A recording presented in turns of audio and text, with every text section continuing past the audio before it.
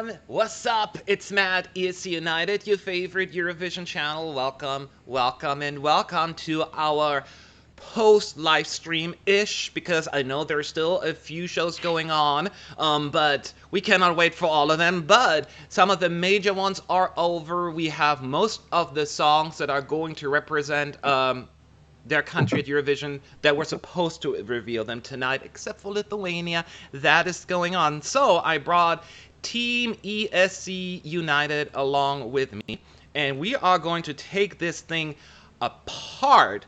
And there are a lot of shows, and I'm sure everyone wants to start with their favorite, but we can only start with one. So what we decided is whoever finished first in the national final we discuss first. And in this case, it is going to be Hungary. We are going to talk about them first, and then we work out through Ukraine, and then Denmark, and then Sweden, and then Lithuania, and then yada yada yada. So guys, so what a night. And I know all four of us were like switching back and forth between all the shows, and I'm sure everyone in the chat was doing the exact same thing. But let's talk about the Hungarian national final, and Joki Papai, I don't know how to pronounce his name, so I always say it like in a really weird accent. He won once again for Hungary. This is the second time he's going to represent Hungary. 2 years ago, actually, already did a really good job finishing in 8th place for Hungary, and ultimately he was chosen again, first by the juries and then ultimately by the televoters. So I'm gonna throw it out to you guys. First of all, how did you feel about the show overall, Sanio? I know you love Adele, so I'm going with you first. It's probably my favorite national selection. The show itself, it's a bit boring sometimes. I think it takes too long. It's not like it takes hours like Sanremo, but like the judges, they talk too much. So it feels that the show is just too long, and sometimes I get pissed and I change to another show. But the songs for me are the best. For me, I watched the final. It was just fine. I can't say much about it. I did not dislike it, but I can say it was the most entertaining show of the year, you know? Yeah. But it's a song quality that you personally really appreciate, and we'll go into that in just a second. So let's talk this show through. Do you feel the same way about it, Robert, as far as like the flow of Adele is concerned? It's a little less exciting?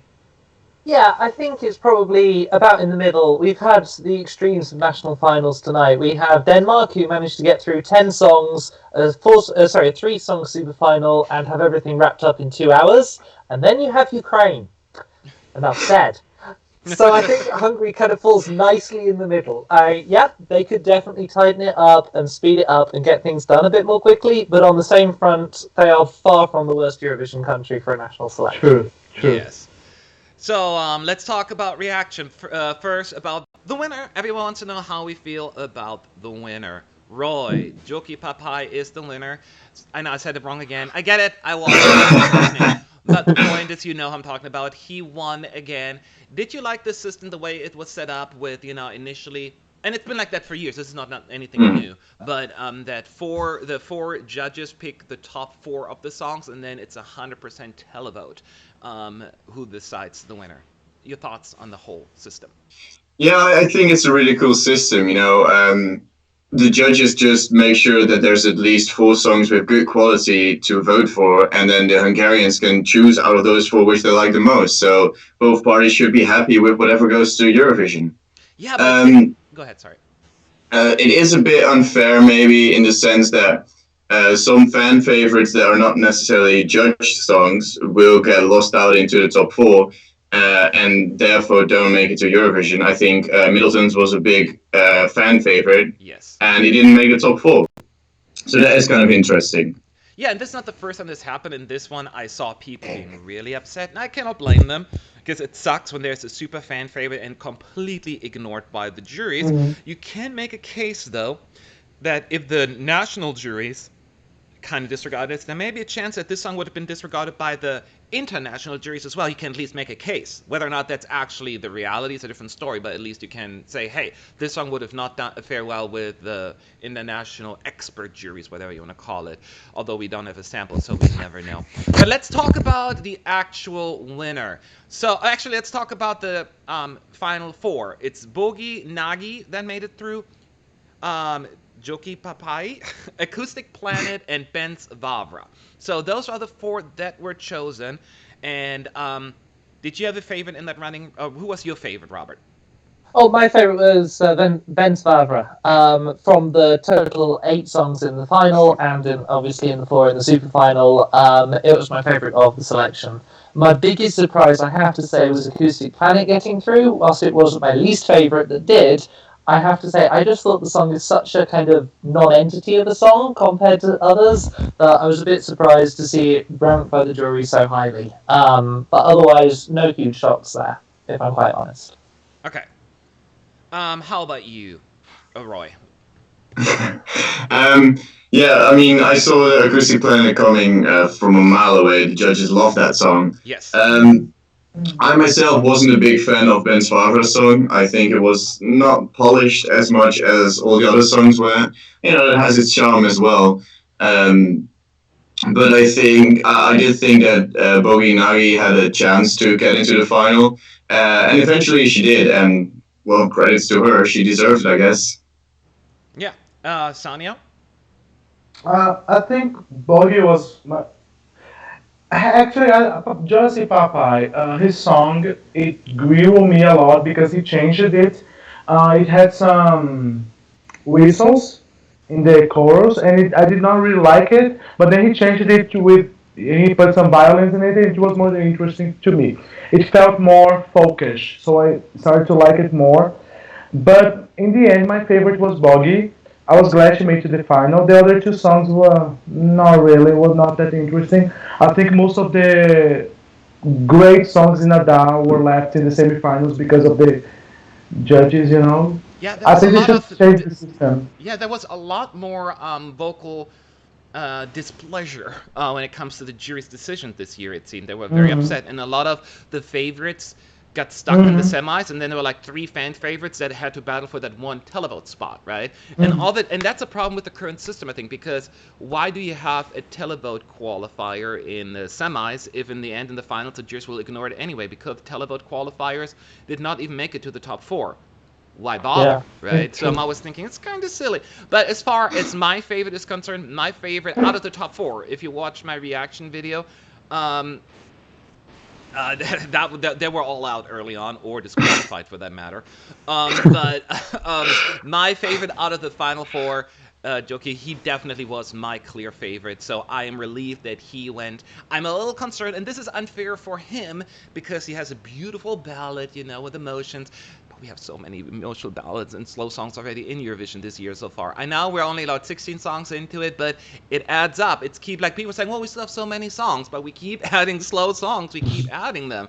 And it's just really strange the way things are going this year. So any banger that's coming up probably will just immediately go up in the ranking just because, you know, there is a lack of that. So I'm worried that that this could actually hurt the song. That is my opinion, at least. But how do you feel about the winner, Robert? Yeah, I mean, I've never been a fan of, and I'm going to get around the pronunciation problem, JP's song. And there's a reason you have me on these shows, Matt.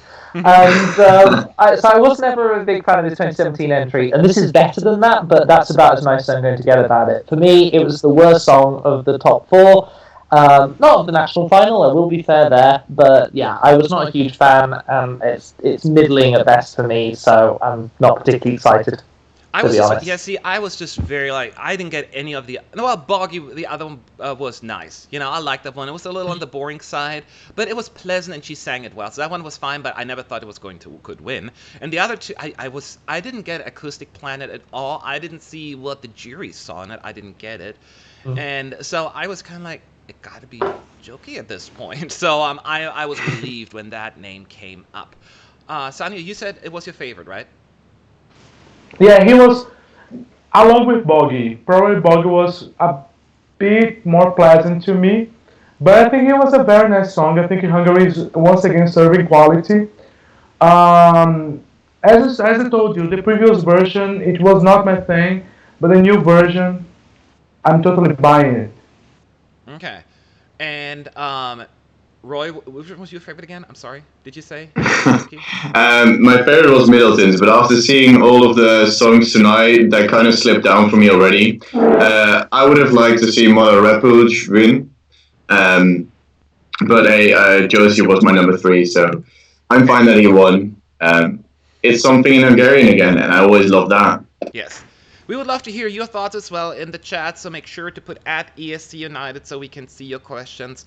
EM Frem is saying, I think the semifinals need redoing. I don't think it's fair to have all rap pop in one semi and the rest in the other semi. It needs diversifying. What do you think, Robert? Is it a valid point? Yeah, I think it's. I think I would even go further and just say I think that the system needs redoing. As you said, with having the jury selecting a top four and then one televote qualifier at the rest, it just really you want the variety in the final, and it just you're just basically setting it up. The televote qualifier is just to see it again in the final. It's never going to make it through the top four. It's never going to get through. It's almost an irrelevance, and so yeah, I would just go to Hungary and just go, come on, guys, think about this seriously. I know you want to get a song that tries to work with both, but your current system is not selecting that. Now, Sonia, the same question to you. You can make the case, though, that Hungary, ever since they had Adele, they never failed to qualify. Adele was, I think, introduced in 2012, so they never failed to qualify. So you can make the case saying, hey, why fix it if it's not broken? If you only look at that. But just from an overall fairness perspective, I guess, do you think there needs to be any changes? I think that they need to make some changes. I don't think the final format is bad. But the semifinals, I think the televotes deserves more qualifiers. Like they can only pick one. I think it should be like half. Like the judges are going to pick two, and the televote is going to pick two, or something like that. But like the televote can only pick one, guys. When like many of their favorites fail to qualify. So maybe that's why some people are not interested in watching Adele anymore because they have no power. Yeah, is the viewing figures going down in Adele? Because I heard that there was a lack of interest lately. Maybe that Indeed. It did? Okay. Indeed. Yeah, so it doesn't surprise me either to hear that. It's unfortunate, but that's how it goes. Noen is saying, I think Joki will stand out with his ballad. I mean, yeah, it is no Origo, Yes, but totally. it has a really unique sound that makes it different from other songs. Can you see that, Roy? Yeah, I can totally see it. Only his voice is already so different from a lot of other singers, and he just has this charisma. He's super chilled on stage, and you just fall in love with him immediately. And so I think that totally works for Eurovision as well. You need something that has charisma or that is a character that you gravitate towards. And I think he will have a decent shot. Out of all the slower songs, I think this could be the best of them. Really? Okay, well, that is a very confident statement there. We have to wait and see if that's going to happen. So far. Yuri 101 is saying, oopsie. No, that's not what they said, but just keep scrolling. I just wanted to say Middleton's song is literally the only rap song I like, period. And to see it flop because the judges ignored it ruined my day and I stopped watching. You know what? I've been doing Eurovision for too long now, I guess. So I'm like immune. I mean, I get annoyed as well. I'm like, really? I love that song. It didn't win. But I would say 8 out of 10 times my favorite doesn't win, right? And often I can say 6 or 7 out of 10 times the fan favorite doesn't win. And yes, it is upsetting. You can look at it as I pointed earlier. Maybe a jury will have a little bit more a taste that's in line with the international jury. So the question comes down to, do you just want to have a song that you like, or you want to have a song that's going to do well? So it's a very tricky approach, I guess. But I hear what you're saying. It sucks. It really sucks when your favorites don't win. I get it. I think everyone gets it. So who else what other questions do we have? There are an anti-migrant EU ad in the middle of Adal. The channel is famous for being extremely biased towards the far right. They'd never let the Midlands represent Hungary. I don't know. I cannot speak on that. I'm not familiar with the broadcaster. I'm not familiar with. I know a little bit about the political situation, and maybe there's a. But I don't know if that's really the case. I would not even dare to go into speculations about that. Any other thoughts on Adal, Sanyu? Anything else you want to point out that you liked that you didn't like? I think they should have saved the Leander kills, like somehow, like a wild card or something like that. Oliver Berkes also, he was eliminated in the first heat, and that song was just marvelous. Mm-hmm. He did not deserve to be eliminated so early in the competition, you know. Yes. Oh well, that's it. Anything else for you, Robert, that stood out? The show, the songs? Just overall, as I say, I think that kind of, despite what we've said about the system, there is a slight point to be made that at the end of the day, we're only picking one song. It kind of doesn't matter who qualifies to the final or anything else. As long as the best song, or the song that does best with the televote and jury, makes it. Mm-hmm. And I suppose with the Hungarian system, you do end up with a song. As Roy said at the beginning, you get the jury's 4 favourites, and then you ask the televotes which one of those is their favourite. You are pretty much guaranteeing that you've got a song that's at least top half with the jury, and almost certainly top half with the televote, if not better. And yeah, as you say, they've qualified every time they've done this. Maybe this is a system which kind of works in the end, even if it's a bit frustrating getting there. Yes. No, I hear you. So, and I'm going to put all of you on the spot, myself included, because we don't have all the songs yet. We don't have all the competition for Hungary yet, but listen to your gut, your internal gut right now, which is a mix between your heart and your brain. Do you think Hungary, from what you're seeing right now, is going to qualify? Roy? Oh, yes, definitely. I thought you were going to say predict displacement. That would be a lot different story. You think that song quality alone, competition, this will qualify? Yeah, I think so. It's ethnically enough to qualify to the grand final. His previous song did a lot better, and I think that one is a bit more interesting to the masses. But I do think that this is enough to qualify as well. Okay. I will say yes as well, and I agree with what you're saying. I think Origo had a little bit more of an ethnic vibe to it. Or more not even necessarily, I think this one as well, but the other one was more obvious about it. This one is a little bit more subtle in its quality, right?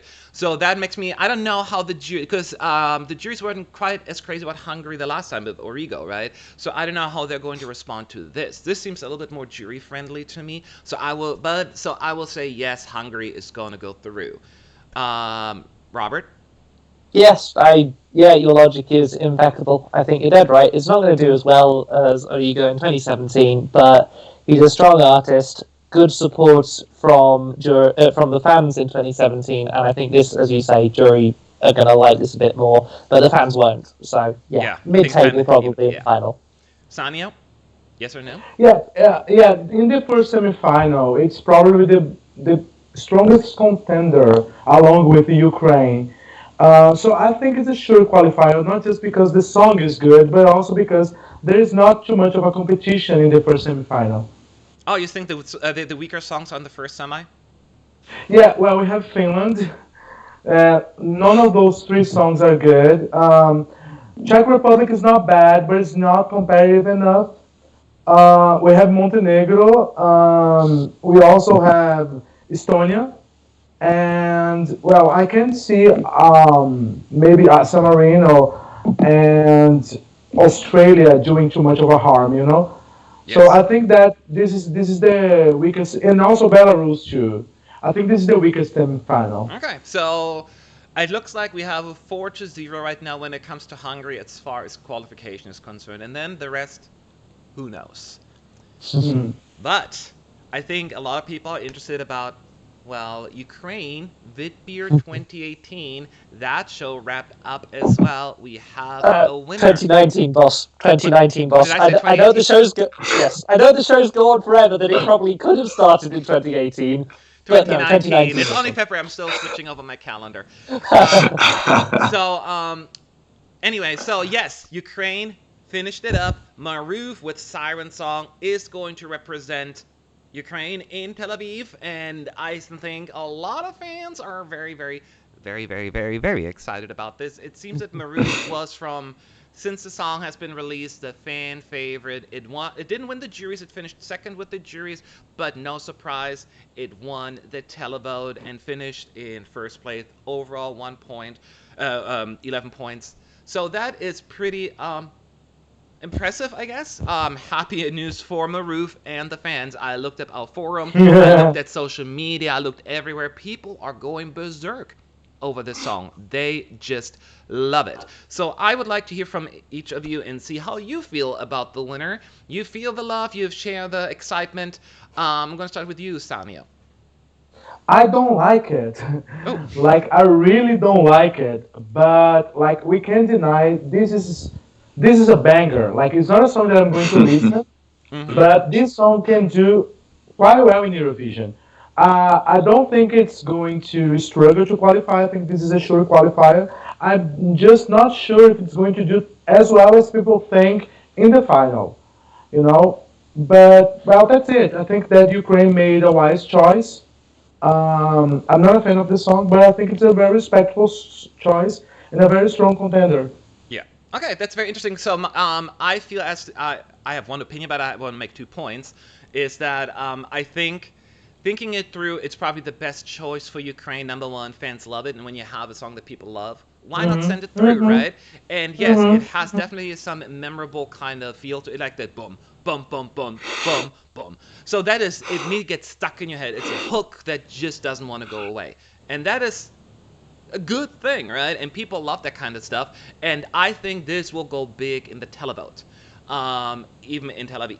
I think people, because it's so instantly like in your brain.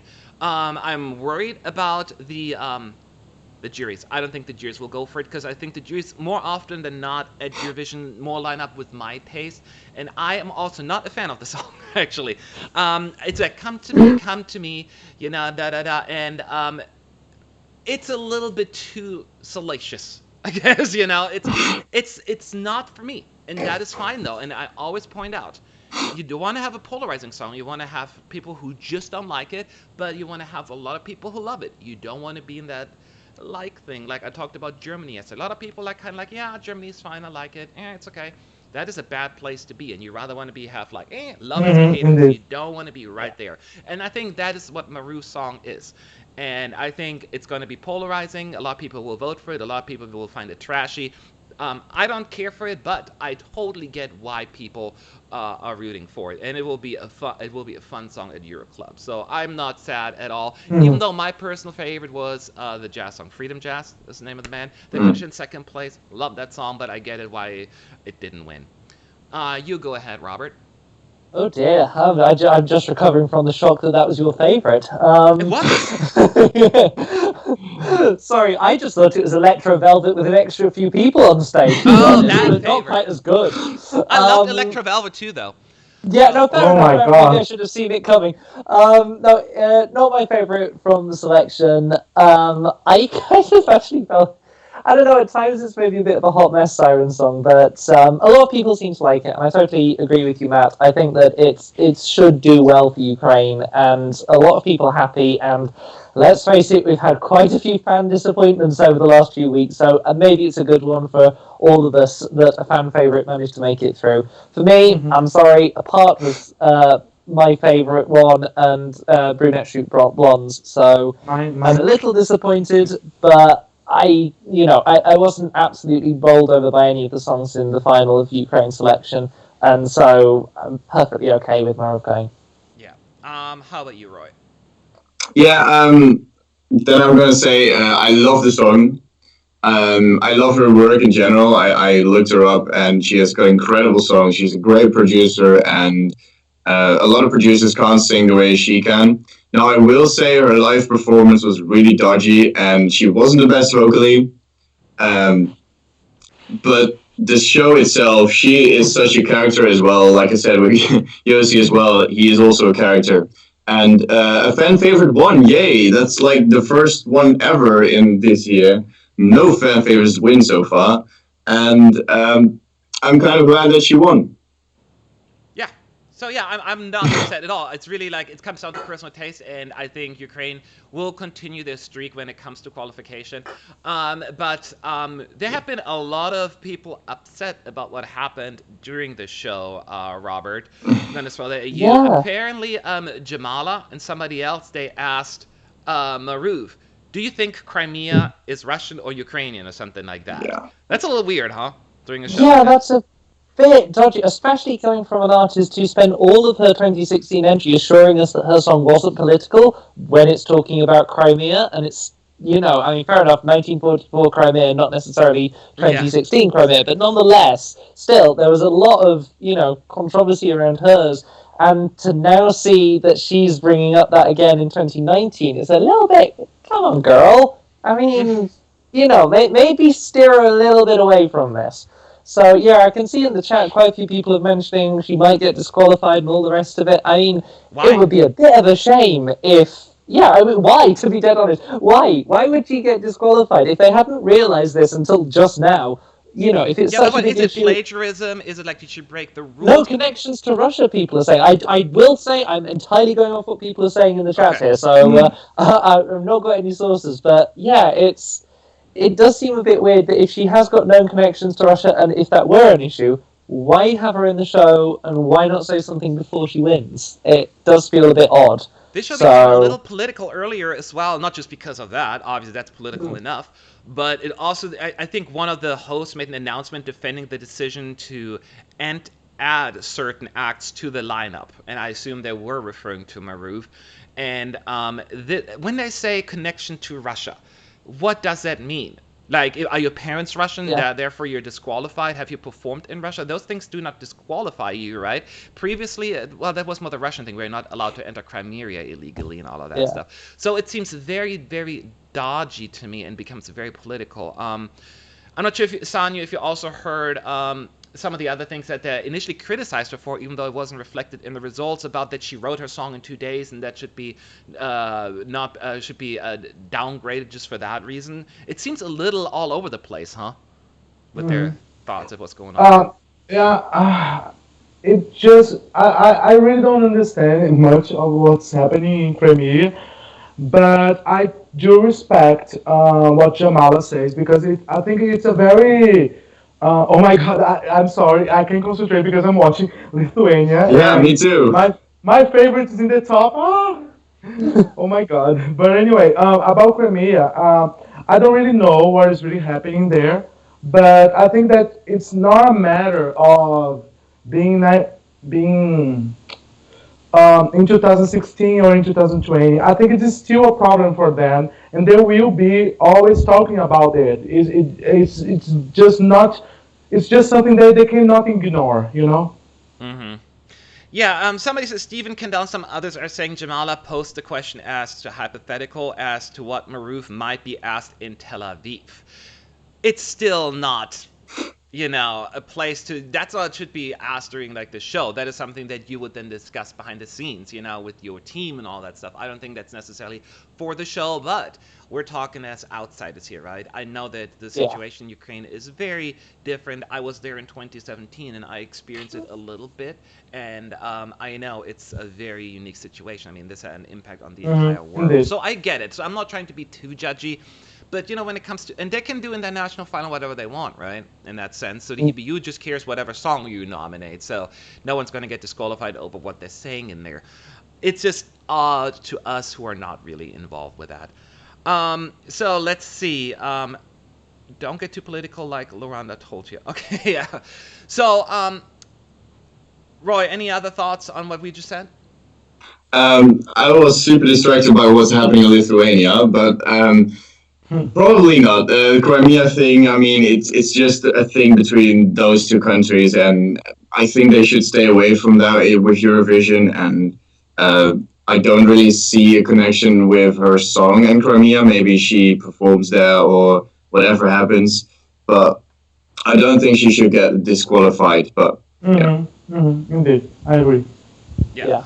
So, well, that's very, yeah, I'm not sure exactly. So, obviously, let's take a look and see if anyone else in the chat has any questions about Ukraine. Let us know now.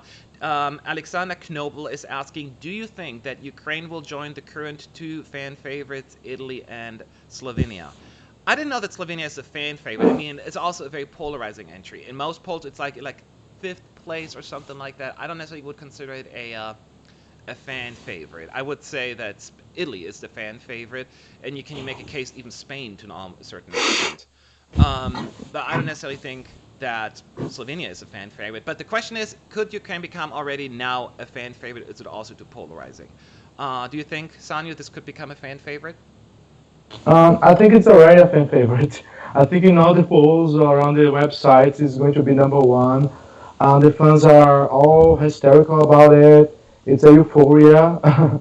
So I guess it is the fan favorite, and I just don't think it's going to do as well as the fans think. I think it's going to do, maybe in the top 10, but not a winner. How about you, Robert? Do you think it's going to be a fan favorite? I totally agree with Sanyo. I think it's already a fan favourite, and I would be surprised if it doesn't get a lot of televoting excitement in Tel Aviv. But yeah, this winning would be a big shock, I think. And this doing exceptionally well, to be honest, even top 5, I think, top 10 maybe even, is quite a surprise result for this song. So yeah, I think a lot of fans like it, but as we all know, fan favourite does not necessarily translate into Eurovision success. We are a minority when it comes to the actual votes. Yes, exactly. And I'm also curious because I'm sure there's some, plenty of them, but I don't see necessarily people who love Italy will like Ukraine. I think these are two very different songs appealing to different people, different demographics. Because for me, Italy is my favorite right now, and I don't quite get the Ukrainian song. And I would assume the other way around would be the same thing. So I'm not sure how that's all going to pan out. It's very difficult. I have to wait for all the fan polls. Oh, Lily Loves, thank you so much. I'm ready for Maroof and Hatari to just induce an orgy in the arena. I think the EBU would be like, how about no? But honestly, I think Maroof, I can't say about Hatari, but Maroof will I just don't see the juries going crazy about that one. The juries will be turned off by that kind of display, I guess. And I'm not talking like me, I don't give a darn. But I think especially more conservative hosts, the older ones, I am not as convinced that this will just blow people away. And the judges will look a little bit more at the lyrics, and there is not much going on in the song, right? Come to me, bang. And you should sing it. Well, I know all the lyrics by now, so. Nice. Yeah, I've been distracted with Lithuania. Julius just won. Yeah, that's fine. Yeah, we'll focus on that later. Okay. And cool. I have to cut that out. About a video later. Sorry. So Sorry. So I think let's do the final round here then. And I think we all know the answer. You all believe that Ukraine is going to qualify at this point, Robert? For sure. Sanyu says for sure, so that's a yes. Roy says? Yeah, they will. Yes, I think so too, although I'm a little worried they're going to kind of get a similar fate as we had in 2018 with the juries versus televote. I feel like they're going to be a big disagreement there. Yeah, so, could be. Yeah, we have to wait and see, but now I would love to hear from you all. Do you agree, disagree with the outcome? I know a lot of people are happy, and we are happy for those that are happy. That's the best way to sum it up, I guess. Yes. But there's another national final that we haven't talked about yet. That is Melodi Grand Prix 2019, Denmark. And that one came to a close about 30 minutes ago. They only had one show. Boring. But it was initially not considered the strongest national final. But I think some people finally had some favorites. And some people will be upset. Some people will be happy. But the winner is Leonora. Love is Forever. Became one of the 3 Supra finalists, receiving overall 42% of the votes. The other 2 songs that in the Supra final, Julie and Nina with League of Light, second place, 35%, and then followed by Sigmund, Say My Name, 23%, third place. So, I'm gonna go first on this one. Anyone who watched my reaction video, my initial one, would have seen that Love is Forever was my favorite. It immediately was just sweet, catchy, and the most memorable melody. And I feel as she had a really good staging, that big ass chair that she was sitting on. But they did not just put a chair in there and she was sitting on it. They did like this cool camera work where they go up and zoom in and zoom around. I thought it was very slick, very professional, and it was just so adorable. And yes, you may get like cavity from listening to the sweetness, so much sugar, but, and I know a lot of people will probably be turned off by that. I can see this is not for everyone. I'm going back to, love and hate kind of thing. But I think this will be just this song that people are like, oh my God, I'm so in love. This is so sweet. I just see this one doing really, really well at Eurovision. I see that. I'm not saying it's my favorite, but I see this has all the things that I look at a song like, yeah, this is going to get points from the juries and the televote, and it's going to get a decent result. Probably not a winner, but I think Denmark, you made the right choice. That is my opinion, at least. Sanyo? Well, okay. I think everything started wrong in Denmark when they started selecting the songs, because their national selections are always terrible, in my opinion. I'm sorry. Always? I'm sorry. It's most of the time. The last national selection that I really liked from Denmark was in 2011. That's like ages ago. I just feel that the song is too safe. I watched the performance. I did not watch the whole show, but I watched the winner performance, and it was good. I think the performance itself, it was a very clever idea. I think this can do very well in Eurovision, but of course, it's surely not a winner. But it just feels that Denmark is not trying enough. I remember that before Emily the Forest, they were really trying. Like they had like at least 5 very good songs in the selections. Like there are songs from 2010 that I still listen to them.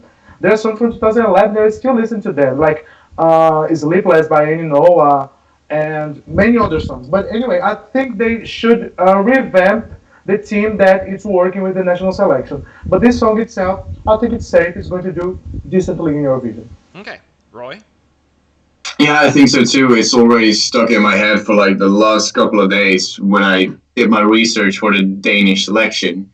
I'm glad it won. It was totally my favorite, and I think a lot of people will just be singing along to it in Tel Aviv. And I'm not sure if the chair would fit in the arena in Tel Aviv since it is rather small, but maybe they can think of some other staging, although I did think the staging was really good as well. They could even use the backdrop because they have a really nice LED screen and kind of use that in their new little platforms. They can be a little bit creative with that. But yeah, I hear what you're saying. Go ahead, Robert. Your thoughts? Yeah, I'm going to stand out slightly here, where it wasn't my favourite, but it was definitely one of the better songs in the selection for me. I have to say, going in knowing that it was the favourite to win according to the odds, the first minute of the song, I was thinking, this is the favourite? Like, I've just listened to 8 of the songs, and about 6 of them were better than this so far. So I actually think that that's something they need to work on, because, and I've seen in the chat, there's a few people who are saying that this is a song that's easily forgotten for some people. And by the end, sure, I was on board, I got it. But I do think that it needs to get a bit more, drag you in a bit more at the start, because it just doesn't at the moment. It does not stand out particularly well. And yeah, she's on a huge chair, but like, I mean, we see all sorts of crazy staging at Eurovision, and that does not necessarily help you. So, yeah, overall, best song in the super final, my third favourite from the 10 that we had in the final, and yeah, I'm reasonably happy with it, but yeah, there's some work to do, Denmark. Alright, now, a lot of fans in the chat, in the social media world, on our forum, they're pretty upset because it seems as the overall favorite, not by the odds, but by the Eurovision community, if you will, was Julie and Nina League of Lights. Yes. They love that kind of sound. It has the Greenlandic language, and it was just different. So that had a lot of fans, and it did really well. Second place, and wasn't that far off. 42% to 35%. Not that crazy. So it was a deserving second place according to the results. We got to talk about it one. Did you feel the same kind of vibe? Did you like it, Sanyo? I still find amazing how you guys managed to rank these songs, because they all sound the same for me. Like it's just there's nothing. I like you cannot say they are bad. It's just that they are so unremarkable. And I do remember League of Light, but it's just you know I just can't care less. I'm so sorry, guys, but I No, just can't that's care fine. less. That is fine. The How did you feel about League of Light, the fan Yeah, favorite? I enjoyed it. I had it basically around the same place in my rankings, slightly lower than Love Is Forever. So it was pretty good. I thought one of them looked like Kristen Scott Thomas, the actress, but maybe that was just me I don't because know no what one that else is. mentioned this. No. Kristen Scott, you don't? Oh, you Americans. So, what do you know about film? But yes, I thought that the harmonising worked really well, so I'm not too surprised that people got behind it to an extent. I just felt that the song just needed a little bit more of a hook. I mean, maybe going a bit to what Sonia says, a lot of the songs sound very similar, and I think that one just it didn't stand out quite enough for me in the same way that a few others did. And I think that's probably what cost them in the end because they had a lot there, but I think the song just needed jazzing up a little bit. Yes. So when I initially did my reaction video, I put it like in the middle, right? Fifth place, sixth place, something like that. It was kind of just blended in. I wasn't quite sure the hype about it, but it grew on me today. I thought had nice harmonies and they sang it well. I do think it was a wasted opportunity, though. I'm not sure they would have won, but it was really not staged well. I thought it was really empty. It was just them with a wind machine working overtime. Right? They should have had maybe some fog effect, some better lighting, make it a little bit more mysterious, magical. Yeah. And that the song asks for it. And right there, it did not really happen. I'm not a big fan of the DMGP stage, right? They use the same one every single year. That logo with that weird spiky thing going out. I'm like, you use it every single year, and it's just not the most visually pleasing stage for me, and it always bothers me that you can only do so much with that stage, I guess. So that always it was a downgrade for me. They could have done more to make it a little bit more memorable visually. The song itself was definitely for me a grower. I enjoyed it way more, not for the Greenlandic language because it's a foreign language. That's all I know. So the fact that it's Greenlandic, it's not necessarily affecting me in any shape or form. Would have been cool to have that language at Eurovision for the very first time, though. But I do think that I don't know if this would have left really an impact at Eurovision. Now, you can make the same case at Love Is Forever because some people say it's boring, but it's why not? Roy and I, we feel it. Like, it's so cute. It warms your heart, and you just want to go back and forth, And a lot of people will be on our side when it comes to that. And again, the people who find it boring will not vote for it, but that is fine. You just want to have people to vote for you. So that's why I think it's going to do better than some people anticipate. Go ahead, Roy. What do you think about League of Light? Yeah, I totally agree with what you said about the winner. About League of Light, I just thought the staging was really questionable. There was like nothing going on really, and it just looked like there were two divas singing a ballad, but they weren't singing just a ballad. They were just singing a very colorful and very unique song. And so I definitely would have liked to see a different staging for the song. I would have been mad if this would have won over Love Is Forever, but I do think that the right song won in the end. Okay. So What they needed, you see, was a stage that was spinning, because that was enough for sisters last night. So if they'd been on a rotating stage, they would have won. That's true. They should. They had 24 hours to bring it over. I mean, Germany, Denmark, they're neighbors. Exactly. Yeah. Figure it out. Missed opportunity, Denmark. Missed opportunity. Missed opportunity. So those are the two fan favorites. If you had the power to take one song that wasn't in, or like, in your opinion, who should have been the third qualifier besides these two? I'm going to go around here. Roy?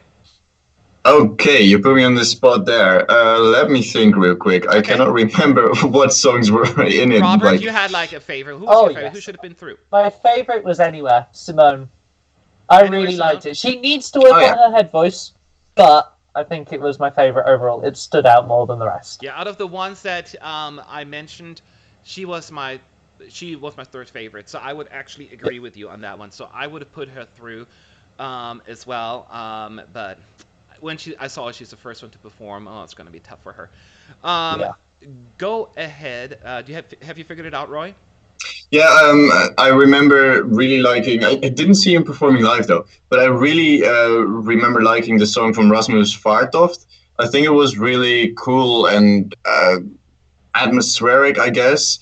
But I can also see why people didn't vote for it. But that would have probably been my third pick. Yeah.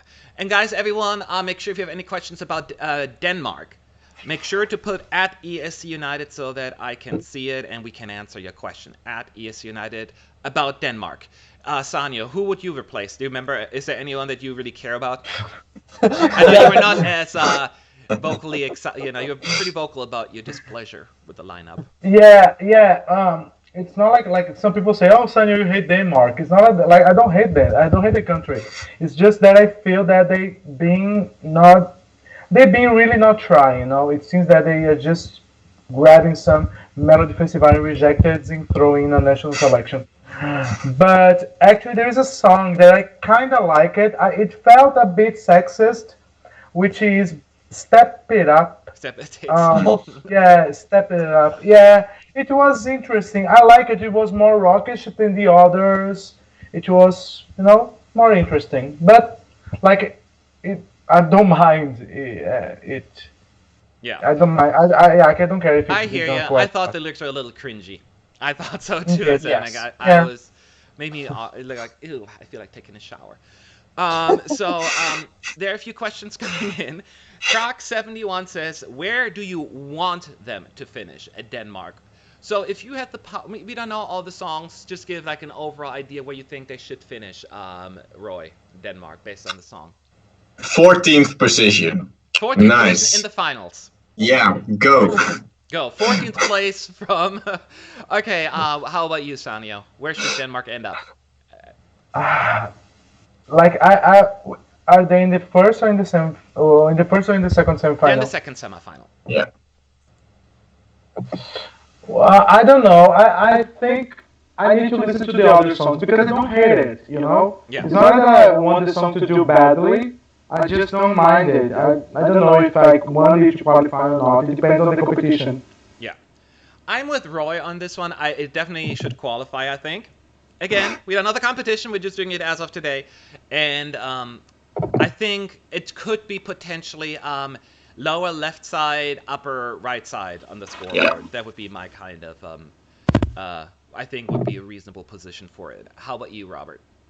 One place below the UK in the final, please. Not that I'm biased or anything, but I would, I think, kind of sort of answer the question that's being thrown around too in the chat, I think they will qualify but I think it'll be a close run thing, and it will depend, as Sonia says, how good the second semi-final actually ends up being, because we don't know enough about the competition yet, but if they make it to the final, I'd be surprised if they were much off the bottom. Yeah. Sorry.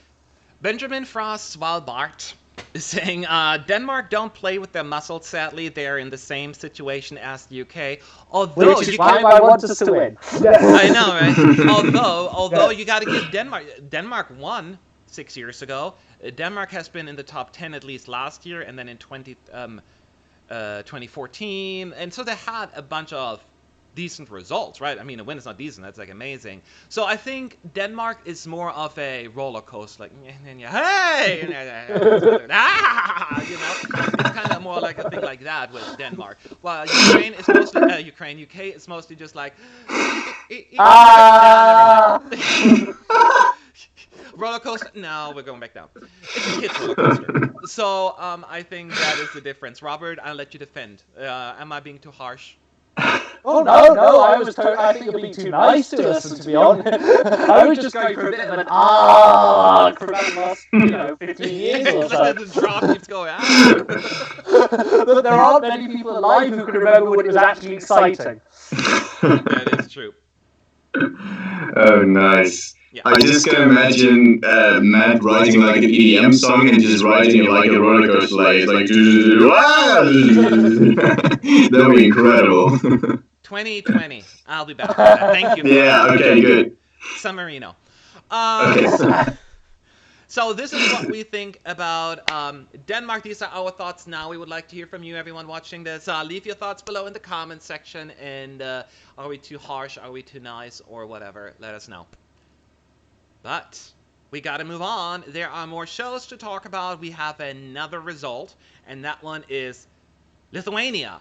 Lithuania happened as we were actually doing the live stream here. So we kind of had to flip back and forth. And interestingly enough, I don't even know who has won. So I am bringing it up. No one say it. I'll bring it up right now because I am being the one that's reading the news. And what semi are they in, these fools? The second semifinal, Lithuania. The winner in Lithuania is... Scroll. Oh, God, I have 58 shows. That is literally the only person right now who doesn't know who's won in Lithuania. I haven't looked it up yet. I've been working here. So the winner is Run with the Lions! Shut the front door! Oh, that's great! Guys! That was my favorite. Yay! Mine too. Oh, jury votes 12 points. 12. Everyone thought it was going to be Monica with Light On, right? She got second with both the juries and the public, but in the end it was Julius. Ran with Lions. So, which is very interesting because initially there were he was under consideration be disqualified because people were claiming that his song was released prior to the September 1st deadline thing. We cannot release a song prior to that date. So they made an announcement today or yesterday that he's not going to be disqualified. And now he won. I have a feeling that those complaints will bubble up again, especially by Monica fans. I'm going to go first since I'm already rambling and I had my reaction, so I'm not going to lose my mojo here. I'm happy. I do think this is the most accessible song of them all from an international audience perspective. It's a little bit faster than some of the other songs and a little less quirky. And not quirky is always bad, but some of them were pretty far out there in Lithuania. I think it's like, what is this? But I think this one definitely has a much broader appeal. So I can definitely see this one doing a little better. I like it. I'm happy, and I personally think that they made the right choice in Lithuania. What about you, Robert? Well, for once, I was quite shocked about this. My top two was the top two in Lithuania. Oh, wow. Just the other way Well, the around. New York Times. It's like, hello. Yeah. I already did, man. I've been working.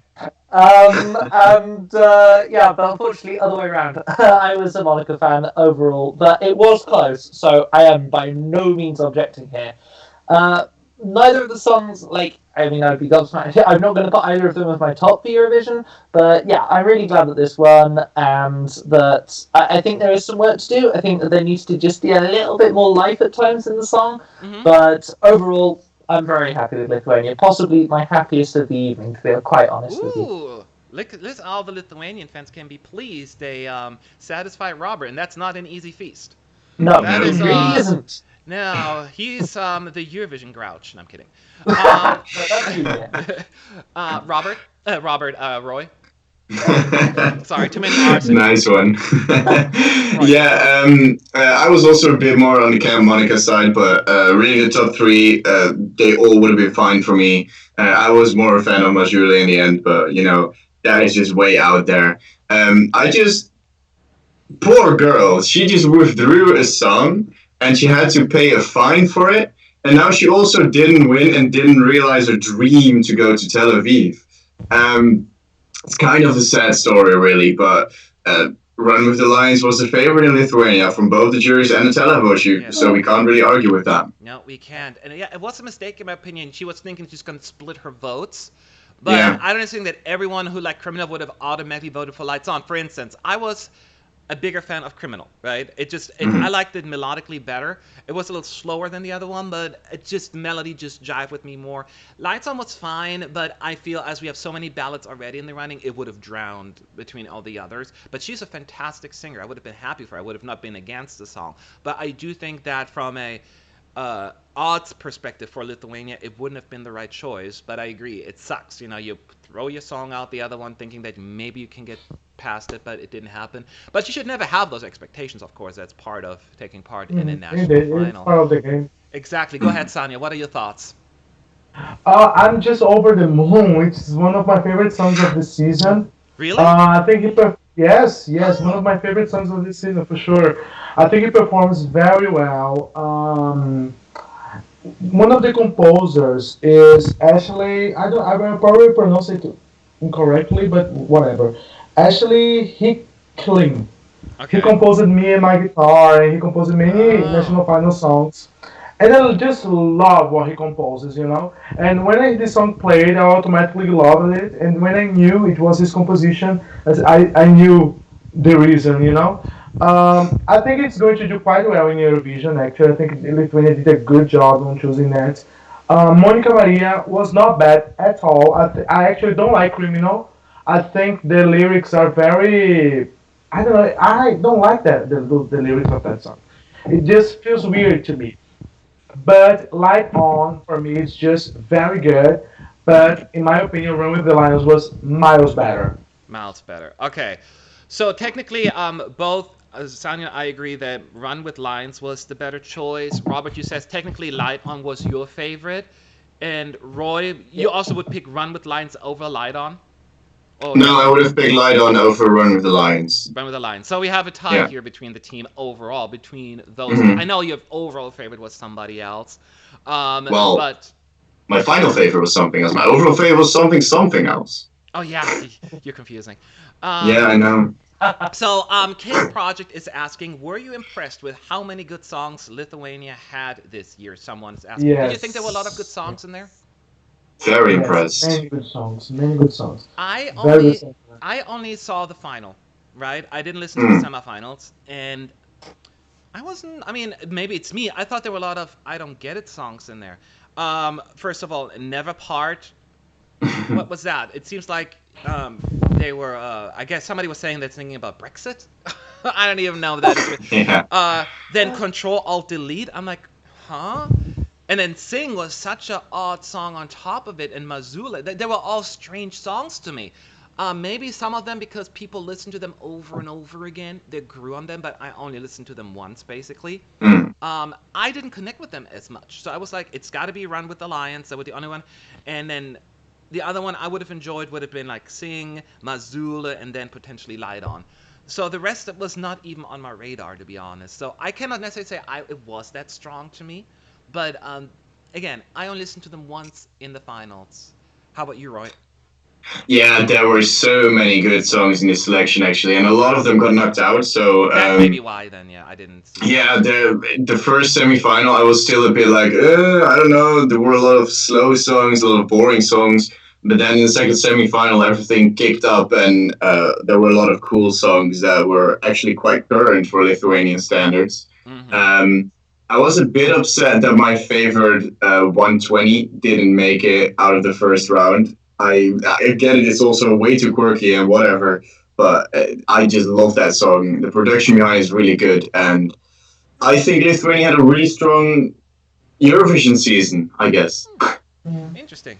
Yeah, so let's answer quick questions. Each one is saying, and it's interesting, I just double-checked it, it's true. In Lithuania, all jury votes are equivalent to the televote, so they voted exactly the same.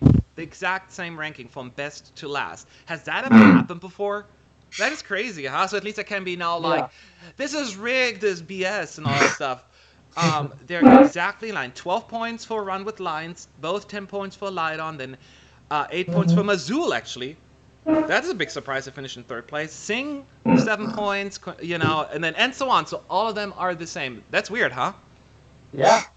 That is brilliant. I mean, I love the fact from a statistical point of view that's great fun. As you say, I don't think that's ever really happened before. We normally get arguments, but like none of us can turn around and say, "Hey, Lithuania, you got robbed because of."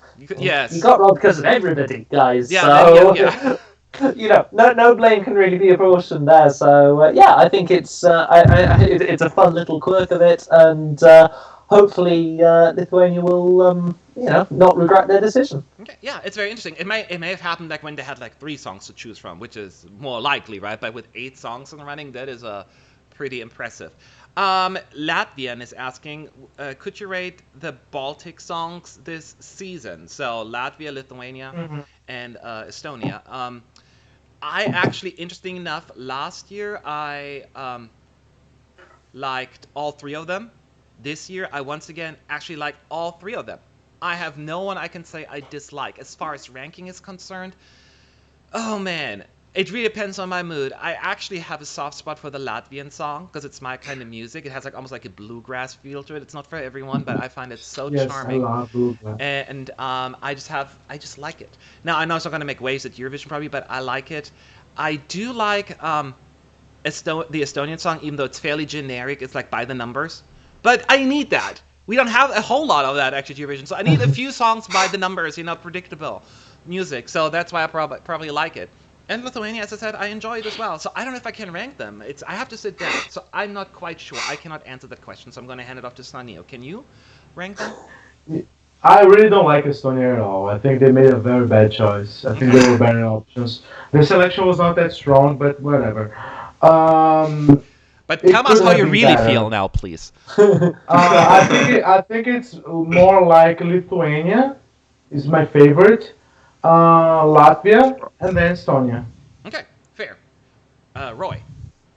I must say that I really enjoy all 3 songs this year. I think Latvia is so underrated. I can just totally dream away with it for ages. I'm not the only one. I actually really enjoy that song. Estonia, it's a bit too generic for me as well. It sounds a bit like something Avicii would have made a couple of years ago.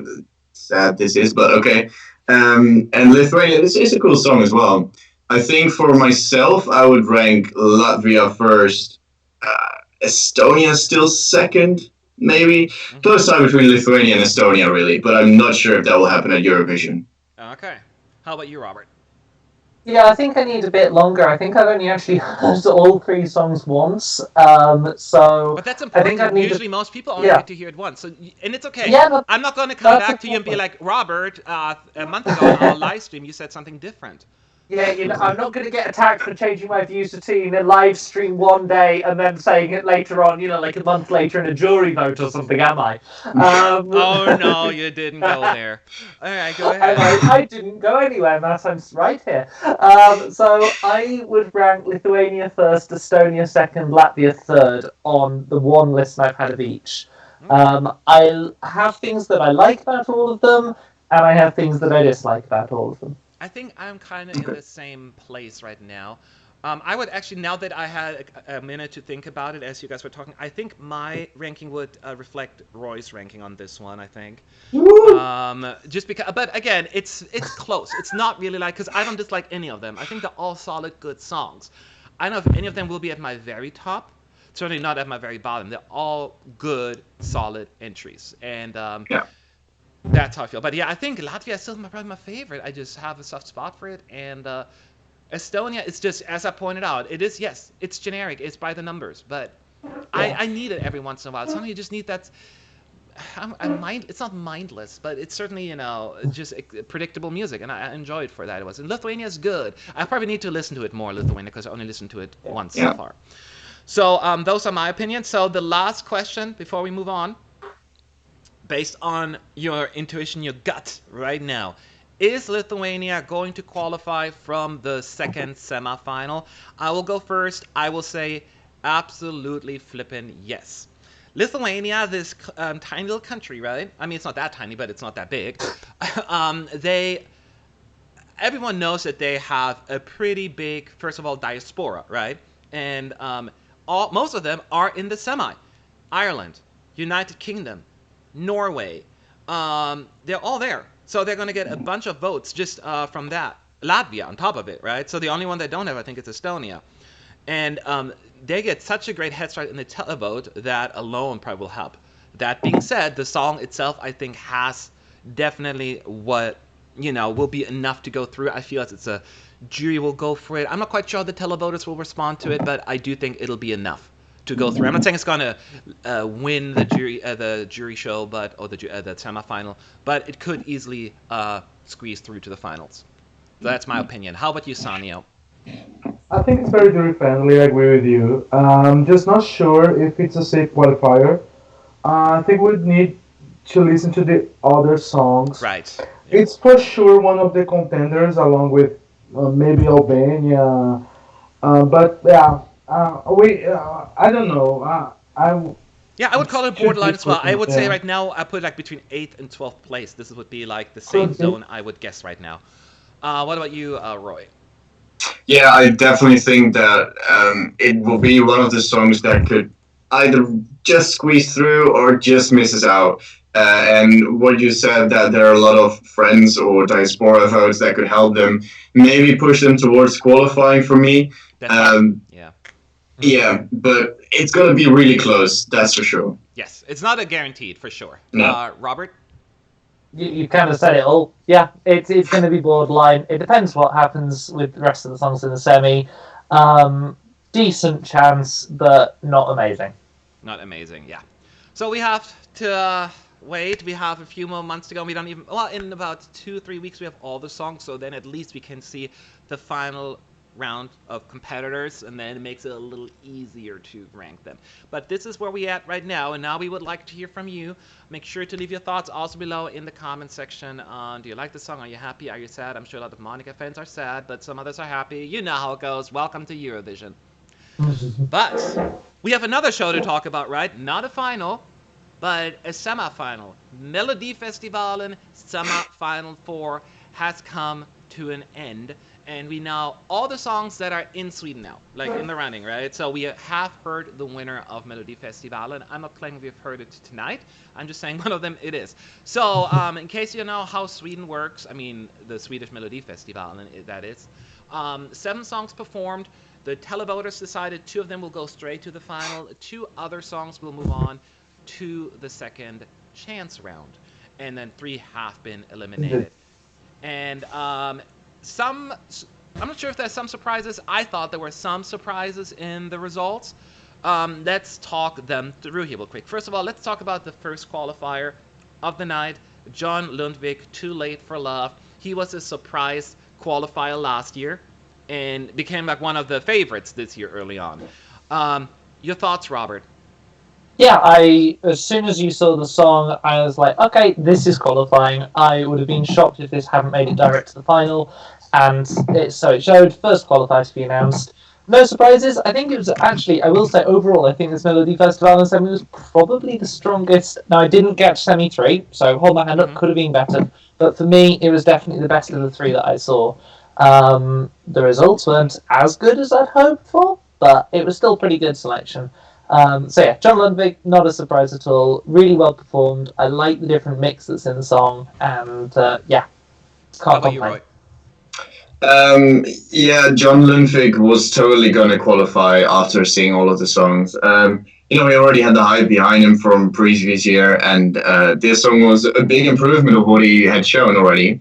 I will say that after yesterday, I was really excited for it, and right now I was a bit less excited than I was yesterday, but I do still think that he totally deserved to go through to the final, and he probably also won this show. Yeah. I was thrilled. I when I heard the clip, I'm like, ooh, it's going to be gospel-y, right? It has that gospel feel to it, which I'm a big fan of. It sounded so mature. It sounded so good. And how can you not be happy for John? He was so overcome. I remember last year when he qualified, unexpectedly, he collapsed. And now he was like, you could tell that this song meant something to him. I think this is more his style than the other one, actually. It felt like this was his kind of music. It spoke from his heart and his soul. And I connected with it absolutely. I thought it was fantastic, fantastic, fantastic. Definitely my favorite this semifinal. Potentially my favorite now in the running. Not for sure, I have a few favorites, but this was amazing. Amazing. I'm so happy for him. He's so likable. You cannot be mad. Even if you don't like the song, you cannot be mad at him because he's so adorable.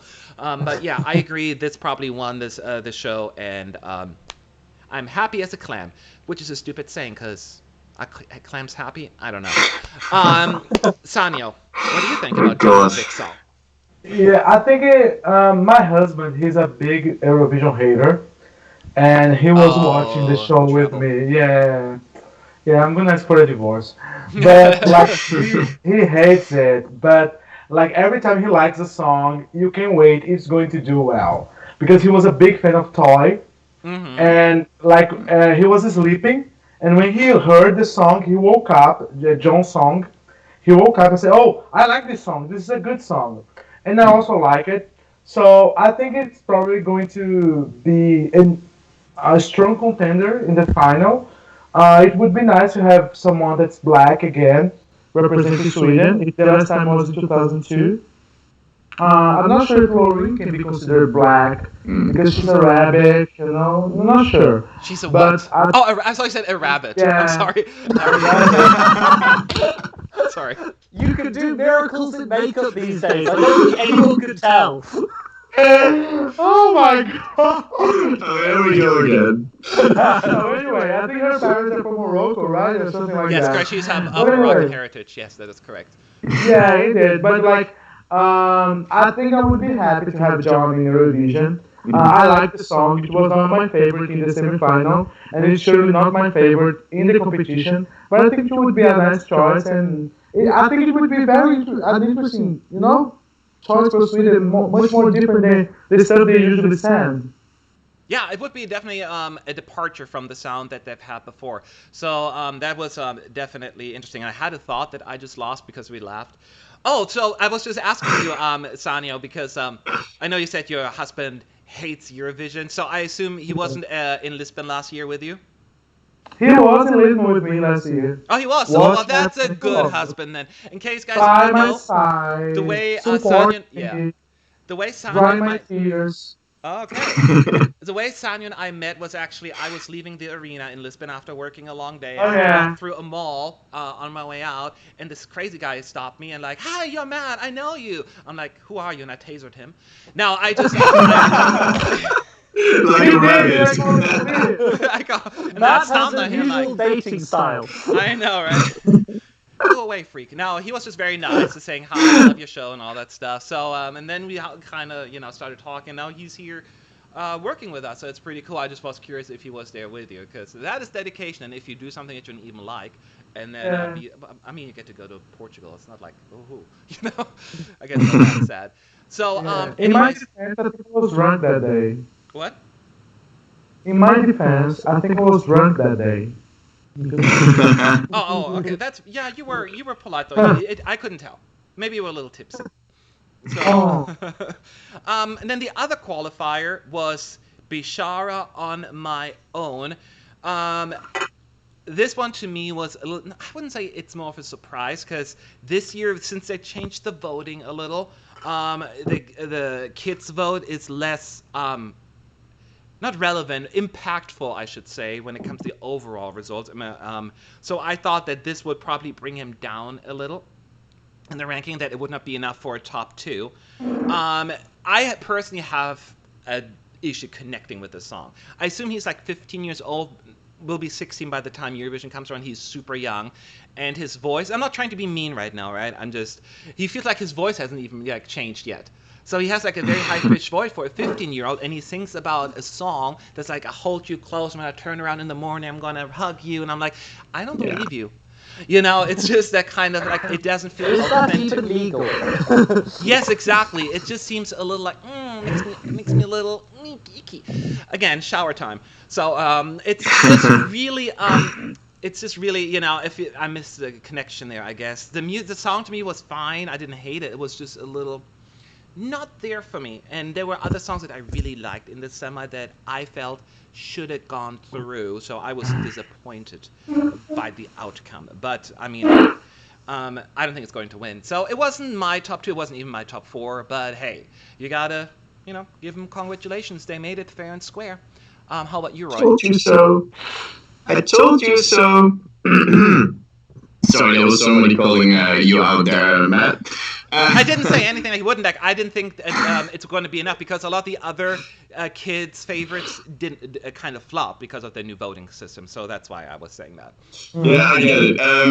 No, I think you're totally right. I was really disconnecting with the lyrics as well.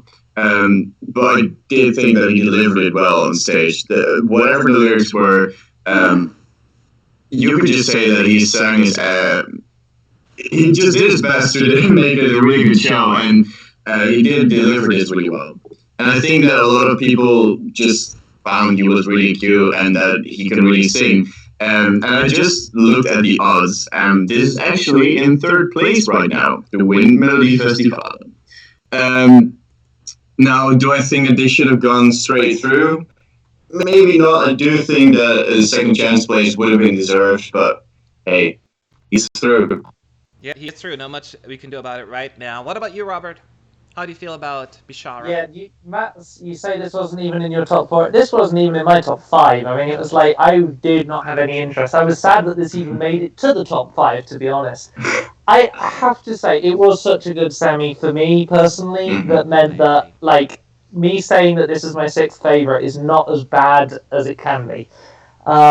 I thought that he did a great job singing it. I totally agree with what Matt says. It frankly creeps me out, some of the things he was singing, given how young he looks. I mean, I genuinely don't know. For all I know, he could be 18. There's some 30, scary, I don't know. Yeah, there's some scary young-looking people in the world. So, he comes across as someone who is on the absolute cusp of not being eligible for Eurovision, and as a result, it just feels a bit weird hearing him sing about, I mean, it's not even that it is explicit at all, but it's just a little bit of a mature song for him, maybe, and that's probably where I failed to connect with it. Whereas he does sing well, and there's a lot of passion. He's got quite a vocal range as well. I mean, there's some high D bits and some high bits, and he was coping with it. So I think if I was going to try and put my jury hat on rather than my televoter hat on, I think fair enough. He probably deserved to go through in some respects. But I just googled it. He's 15. He's 15, so he will be I was right, because he will be 16 when Eurovision comes around, because you have to be 16 by the time you perform at Eurovision, so his birthday is probably in April or something like that. Sanyo, your thoughts on Bishara? I think this song is absolutely terrifying. It's so... Don't hold back. Sorry, Don't guys. hold back. So sorry, guys. Sanyo needs a pepper spray now. Yeah. Like, why do you like Sanyo? He's so ambivalent about all of the songs. Guys, it just felt so average to me. It felt so generic. It's just like this song that I've heard 1,000 times before. It felt like a junior Eurovision entry. It was absolutely awful. Like, how could they compose that song for him? Like, oh my, why? Yeah, totally.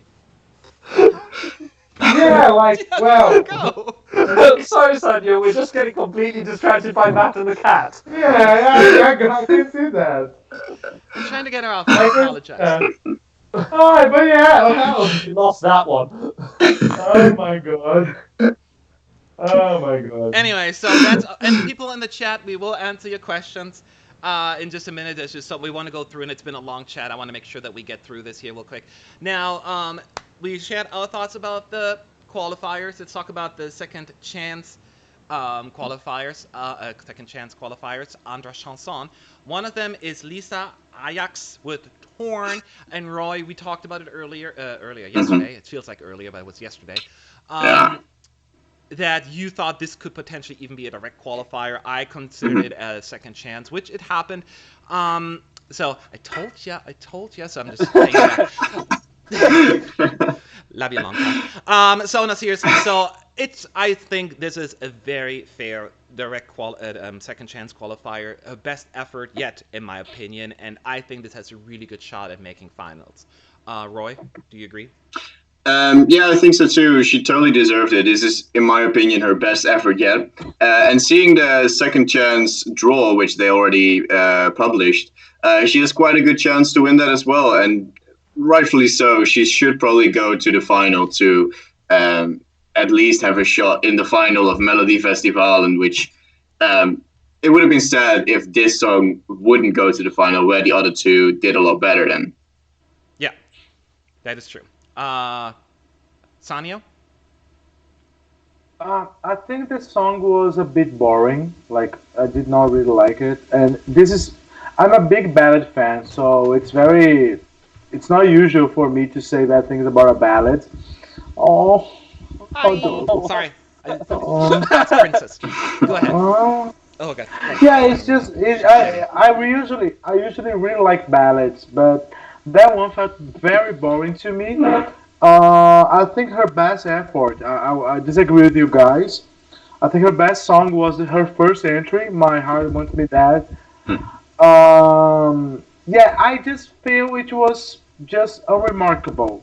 I was expecting more because I usually don't listen to the snippets, but I read the comments and everybody was saying, "Oh, Liz is going to win," blah blah blah, and I was expecting a No. ballad banger, and it was quite, Yeah. boring. Well, when I say also, no, I can see it's not a winner to me at all. It is not amazing. I mean, Lisa Ike's music hasn't been much for me personally, and so that out of all this, it's like very middle of the road pop music that she usually sings. So I'm not Indeed. connecting with it. So this fine was different, a departure from her style. So that's why I liked it the most, for sure. Robert, did I ask you already? Oh yeah, no. Don't worry, I'm just sitting here pretty well. All right. No. I thought this was her one of the best pieces of music I've ever heard from her. Not saying necessarily a lot. It was one of my favourites in this semi, and one of the reasons why I thought it was so good. I really enjoyed it. I think she sang it very well, and I actually thought this would probably make it through as well. This was probably my pick with John Lundvik to go directly to the final. So I am surprised that she didn't. She's only ended up in Andor Hansen. Yeah.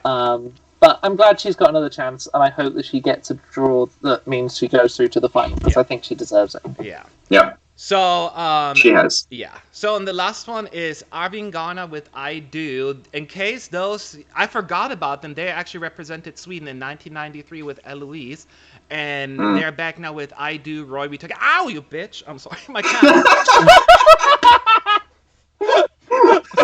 That was my cat. I'm sorry. She's playing with my foot. So anyway, I Do. We were thinking like it could have been. I'm going to make a meme out of that. Get ready to get viral. All right. Anyway. Okay, and Zen. I can die now. Holy. Okay. So, I Do. Roy and I, we talked about it yesterday. We had it both actually on our likability list as well as our potential qualify list. I wanted making a dare prediction that it could be a potential direct qualifier. It was in the end a second chance round. I was expecting that for sure. I enjoyed it so much. I loved it. I found it so charming and endearing. I actually was kind of like, oh, if that will go through directly, I'd be thrilled. But I'm fine with second chance. I still think they're going to make the finals anyway. So, but I think they're deserving fourth place or third place, whatever they may ended up at. And what do you guys think? Let's go other way around. Robert? Yeah, I really enjoyed this, and it was my favourite result. Or favourite surprise of the night was the fact that they made it through to Andor Hansen, because I was kind of. Well, actually, no. To be fair, once I knew that both they and Louise were through to the top 5, I mean, I was sure that one of them was going through to Andor Hansen, but the fact that both of them made it through to the top 5 was a lovely surprise. Yes. So yeah, I was really chuffed for them. It's nice to see it. I would be gobsmacked if it gets through to the final, depending on its Andor Hansen draw. Let me just double check that. Is it out already? But Yeah, it's out. He's got something. Rebecca Carlson, Who I Am, is going to be the other one. Yeah. Yeah, which is a shame because that's one of the ones I haven't heard yet. So I have no idea whether they're going to do well or It's not. quite bad. Okay, well there we go. So hopefully they'll slay the second chance of me in the final. Keep in mind, the second chance round is always like one of the songs was in third place in the second chance, the other one was in fourth place, each duo. So either Rebecca or Avingana was in third one was in fourth place. Yeah. I don't know which one was which. Lisa Ajax, who you guys think was in third place? Oh, Lisa, surely. Yeah. I'd be gobsmacked if it wasn't. Because that would mean Rebecca Carlson was in third place. That means Avingana I Do may have an uphill battle qualifying, but we have to wait and see. It's just a very interesting observation. Anyway, let's keep going around. Sanyo? It was my favorite of the night. Really? Oh, I'm glad I'm not the only one. Yeah, that's quite surprising to me because I was not expecting to like their song, But guys, I really want more authentic music in Eurovision, and I want more authentic stuff in Melody Festival and in the selections in general, because that was just a nice Schlager song. It doesn't matter if you like the style or not. That song was good inside of their own style. That's what I like in Eurovision. I don't want any of these calculated songs and the songs that we can predict the chorus and we can predict the verses. I want songs like that. And actually, my first Eurovision bang memory was Carola in 2006. When I saw that performance, I was completely in love. Oh God. Yes, yeah, I was completely in love with Eurovision for that moment. And I think this song, it was so charming from the first minute to the end. They are middle-aged guys. They did a fantastic job, and I think they deserve to go to the final. I'm with you on that one. I was kind of hoping, so we have to wait. I don't know what's going to happen. It wasn't. I think this was just, to me, the strongest semi. I think it was just more competition. If there would have been another semi, like semi two, that would have just gone through. But that's just my view. Roy, what do you think? I know. Yeah, I wasn't. Yeah, I like the song, but I wasn't too sold on it. I thought it was a bit too repetitive towards the end. Like I liked it for about 2 minutes, and then I found myself getting a bit distracted. It was a strong semi-final, and for uniqueness, I guess this was the better choice over a rock song. That we get to that. But it will be really weird because one of the guys that is also in this group was on vacation with his family. That's something that Melodi Festival itself tweeted out. And so I'm really interested to see how they'll fix that for the second chance, because I think that he's back by then. How can you go on vacation? Yeah. Like, I'm sorry. Yeah. Wouldn't you know if you apply for Melodi Festival and you can't go on vacation? What? Yeah. That just like. And the official Twitter account of Melodi Festival tweeted that out, and I was like, "What happened here?" Like, imagine. Yeah, I think that he thinks he has no chance. So he. Maybe that, we're not going to qualify anyway. I already had my vacation scheduled. And they're like, damn it, we're still in it. Yeah. Like, that's a different Maybe that's approach. it. That's what it is, yeah. So, everyone gets to pick one. If maybe you don't. Is there a song that you wanted to see at least in second chance or in the first chance? Absolutely, Pageant Fury. I loved it. They didn't connect. It wasn't for Eurovision, I guess, or I should say, no, that's not fair. It wasn't for Melodi Festival, maybe. I thought it looked fantastic. It was different. It was just one of my favorites, and the fact that it finished in dead last blew my mind. Blew my mind. Sometimes Melodi Festival, and I don't know what's up. Sweden, what? So I'm perplexed. So I'm really sad. If I could put that through, obviously this would have been definitely at least second chance. How about you, Sanio? Anna Louise. I think she was adorable. Her daughter composed the song, and I think she deserved the second chance. Second chance. Yeah, she was very nice, very sweet. All right, that's fair. Roy? Yeah, I think Pagan Fury just deserved to go straight to the final, actually. I really enjoyed their performance, and I was really into it, and I was really sad that it didn't even go to the top 5 of the songs. And I get that it was quite a strong semi, but that last is that just blows my mind. I think they deserve a lot more. Technically, Anne-Louise probably received the least amount of votes in round 1. But probably. Look at the votes, because she only has 4,000 votes more than Pageant Fury after the second round of voting. So, do you know what I mean? So she definitely had the least amount of votes, but with that age bracket thing, she, passed both Anton and Pageant Fury on that one. What about you, Robert? I'm so sad. I really am. I can tell your voice. I was like, oh my God, you're breaking. It's like, oh. That was the best song in the best semi-final of Melodi Festival in this year that I've listened to, and it didn't even make the top 5. Sweden? Why? It was brilliant. It was great. It was lively. It was just so different to anything else we've seen. We are so crying out for something like that in Eurovision. and I would have been so made up to have seen that go further. But no, you denied me once again, Sweden. Thanks, guys. But yeah, so deserved it. Yeah. I'm sad. I would have understand. happily kicked out that child, Bishara, and put them through instead. Yes, please. Because it was so much better and so just, as I say, just something a bit different out there. Seriously, this year at Eurovision, somebody needs to send a song like that. Honestly, can we get them? Ireland hasn't chosen yet. Get them as Irish. Everybody can get an Irish passport. It's almost possible. It's possible for pretty much everyone. Ireland, are you listening? Send them. There you go. That This is too man funny. is making God's work. Yes, that is true. No, and that's true. And we're not trying to be mean. We don't pick on Dasani. No, that's the water. What's it called again? Bishara. It's the kid, it keeps great, but it's really just, I guess, when I say generational, it's really just anyone over the age. A lot of people over the age of 20 have a hard time connecting to that kind of music, I guess. But he's third in the betting odds, so who knows? Who knows? Yeah. So everyone in the chat, this is a chance to ask your questions about Melodi Festivalen if you want to ask them at ESC United. Real quick, I'm just going to go down, no long description, who is going to win the second chance battles. The first, I'm going to ask everyone, you're just going to say the name. And Robert, I know you wouldn't watch the third semi, so you would have to skip at some point. Yeah, that's fine. The first one is Andreas Johnson, Army of Us against Anna Bergendahl, Ashes to Ashes. Roy? Tough one, but I'll go with Anna Bergendahl. Okay. You think you favorite or what you predict? I kind of don't really care too much for both. Okay. But I think I'll go for Anna. I think it's a prediction and what I want. Okay. How about you, Sanyo?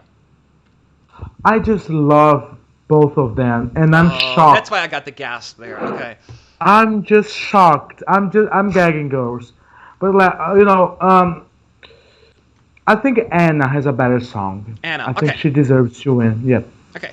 And to me personally, I know that Anna's going to qualify between those two. And the song is a little bit more memorable, and I love Andreas Johnson as an artist, but it's got to be Anna. I'm pretty certain that she's going to qualify. Robert? Yeah, I think it'll be Anna, and I'll be quite happy, and I hope it is, because that's my favourite out of those two too. Okay, perfect. The next one is Vlad Reiser, Nakna I Rignet, Onano Chasing Rivers. Robert? I think it's going to be Nano. I would really love it because I have a slight soft spot for Vlad. It's a bit of a weird one, but yeah, it would just be fun to see him go through. Yeah. But I think it's going to be Nano. I think it will be Nano as well, which I just don't see the other one. But I could be wrong. Who knows? But I'll say Nano as well. Sanyo? I don't like Nano at all. I think I'm gonna vote for Vlad just because I think he's more entertaining. Okay, that's fair. But which one do you think is going to go through? I don't know. I think Nano is going to qualify, even though I prefer Vlad. Okay. How about you, Roy? Well, first of all, I just looked at it. It's really interesting that they did Semi 1 versus Semi 2, and Semi 3 versus Semi 4. Yeah. But for me personally, totally Vlad. I like his song a lot better, and I'm really disappointed with what Nano's bringing this year. Mm-hmm. I think Vlad really has the energy, and his drop is really cool and something totally different. I don't think it will win, though. So you think it's going to be Nano? That would be your prediction? Yes. Okay. So yeah, that's what I'm looking for. Not necessarily your predictions, not necessarily your favorite. But feel free to share that though. And with Martin and Lisa, I think we already decided it will be Lisa that's probably going to go through, right? With Torn. Mm-hmm. Anyone disagree with that? No. No. Okay. And then the last one is Rebecca Carlson and Avingana. This one's tough. This one I think is going to be the toughest battle out of the four. I'm going to say Avingana, but I'm not confident. Well, you, Robert. That I haven't heard Rebecca's song. Oh, so I'm sorry. I'm gonna have to. That's right. Withdraw from that one. Roy? Yeah, I think Avingana is probably going to win that one as well. I think it's a bit more unique than Rebecca's song was. Sanyo? Avingana, and Jesus is going to help me with that. Okay. Remind him. Okay, guys, this is our thinking about Melodi Festival. Let us know what you think in the comment section below. And last but not least, if we're gonna do just a few minutes open Q&A, any questions you have related to to Eurovision, just let us know. Make sure to @ESC United. The first question is, what do you think about Bilal's voice tonight? Honestly, since I was jumping back and forth between all the national finals, I didn't even. What national final did he perform in? Ukraine. How did he do? Anyone who paid attention to his singing? Yeah, I did listen to it a little bit, and it did seem to have been improved from what he did in France. So, in my opinion, it was an improvement. Anybody else seen it? Yeah, I've seen it. He's not a bad singer, guys. Like I was not surprised by that. But the thing is that the song is just generic. Like, he did a good job in France, an okay job. There were some flaws, but he was a bit better in Ukraine. Okay.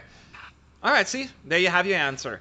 Next question by Shannon0893. Bishara is a little a cinnamon roll, but his song and his voice are reminiscent of an early days. Justin Bieber with a slight improvement. Okay, so this is a very fair comparison. I can get the Justin Bieber vibe from him, which is probably why I'm not gravitating towards that one, because I find Justin Bieber insanely annoying. But that's just a personal thing, I guess. Any other thoughts on that? Yeah, I think you're spot on there. I can totally understand why people would make that comparison potentially. But yeah, I totally agree with Matt. Never been a fan of Justin Bieber, and I would agree that not that I've listened to very much of his music, but I think, as I say, Bishara can sing, so probably better one. All right, Mata is saying, who do you think will win Melfest now that we've heard all the songs? Now, Robert, again, you're excluded because you haven't listened to one of the semis. If you guys are still thinking... Can I not say of my favourite of the three I have heard, though? Or the one I think would win out of those three? Go ahead. Excellent. Victoria, I think. Really? Yeah, I think so. I think she's got the name and she's got the song this year, and I'm not... Unless there's someone that you're going to surprise me with in the third semi-final, which I appreciate you might be. John Lundvik, possibly, but I think Victoria's the one to beat. Okay.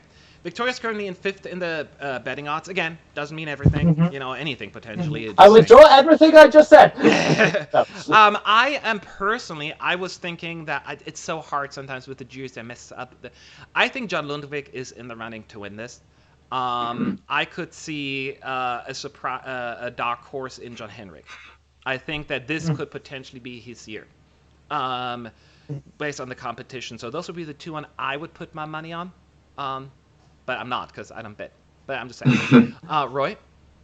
Yeah, I think this will be one of the toughest years to predict Melodi Festival. And I don't think there's one song that really stands out, and it will be really up to the televote, and the juries probably will disagree quite a bit as well. Yes. And so in that case, I do think that John Lundvik probably has the biggest chance to win.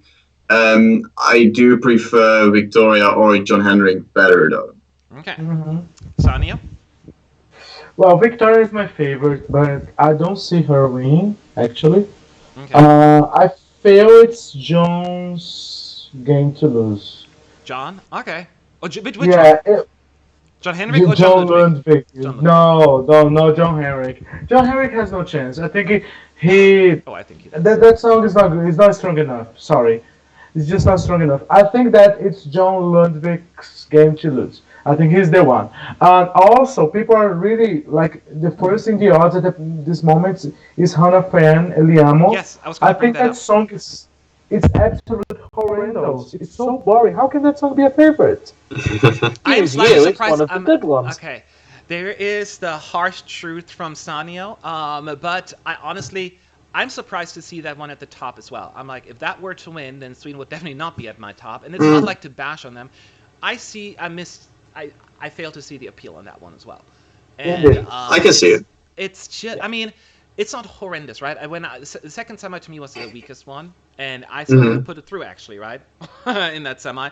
But as the winner, I'm like, it seems too generic a little bit. It just doesn't have the hook. It doesn't have the hook to stand out. It could be another one of those where the juries are like, woo, and the televoters are like, yeah. So that could be a kind of situation. Yeah. For me. So, but I think you should kind of compare it. You can kind of compare it to what Spain had last year. I think that they see them as a couple that are quite endearing. and maybe that's why they're high up in the votes as well. Yeah. And real quick, I got a super chat from Eurovizija. What's up? Thank you again for your support. It's really much appreciated. Keep up the amazing content. Always makes my day so much brighter and puts a light on the tunnel for me. Oh, and why not added thoughts of Yugoslavia 1984. Googling it. Google. Somebody get the Google machine going. I don't remember that. Yeah, I don't remember Yugoslavia. That's old. What? They got 18th. Oh, well, that is kind of not good, especially in the I old wasn't days. born then, so... I'm I'm bringing it up right now. I see the picture of Lado and Isolda Eurovision 1984. Ciao, amore. I'm looking at it, and I do not remember it. So, I know I've listened to it before, because I've listened to all of the songs, but the fact that I remember it is kind of telling, so I'm sorry about that, my friend. Now... Finland 1984, I don't remember either. I remember 1983, which was one of my favorites that year. Let me see, 1984. ESC. 83 or 4?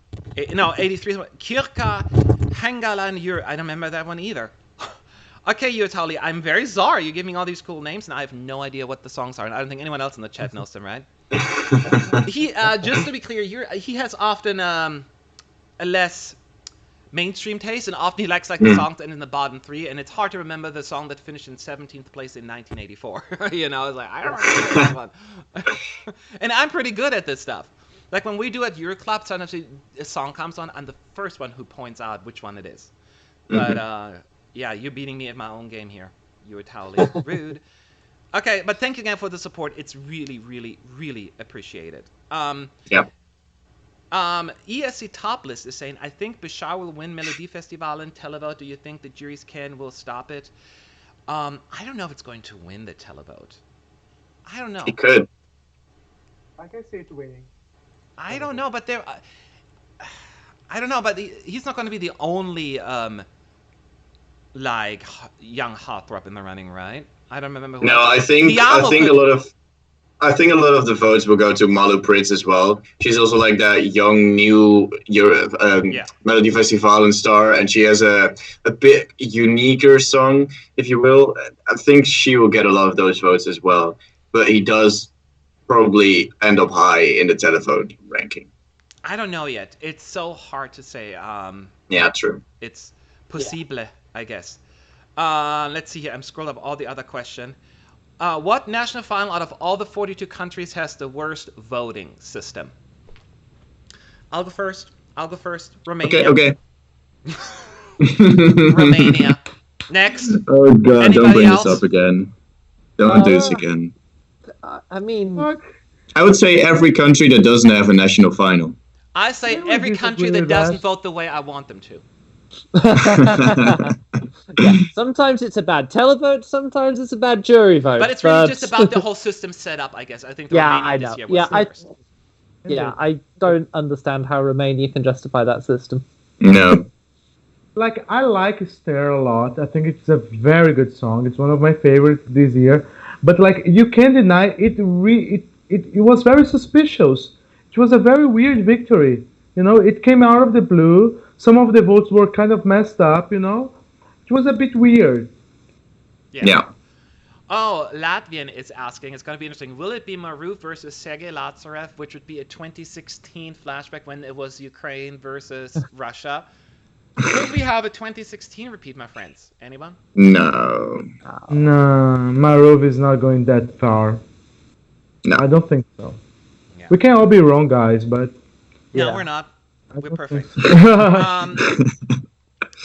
I mean, Ukraine's probably climbing in the odds right now, right? But again, it's so early, but it's an indicator how confident people feel about the song. And so it's going to go up and down, up and down, up and down quite a bit. Let's see if we have any other questions here. Bishara, we had that one before. Oh, there's Eurovizija. Thanks again for the for the support. I just love supporting you. Don't worry, not remembering the songs. I think you will remember Yugos 84 if you listen to the chorus, Matt. Probably. I will do that afterwards. So you know, after we talk, I usually check them out as well because I got to refresh my memory for that as well because you know, I do like that kind of music. Oh, I hope Serhat will win it all because the songs are now not exceptional. Yes! Excellent. Preach! Apart from Italy and Slovenia. Team Serhat! Wow. Are we right? Are we right? Yeah, totally.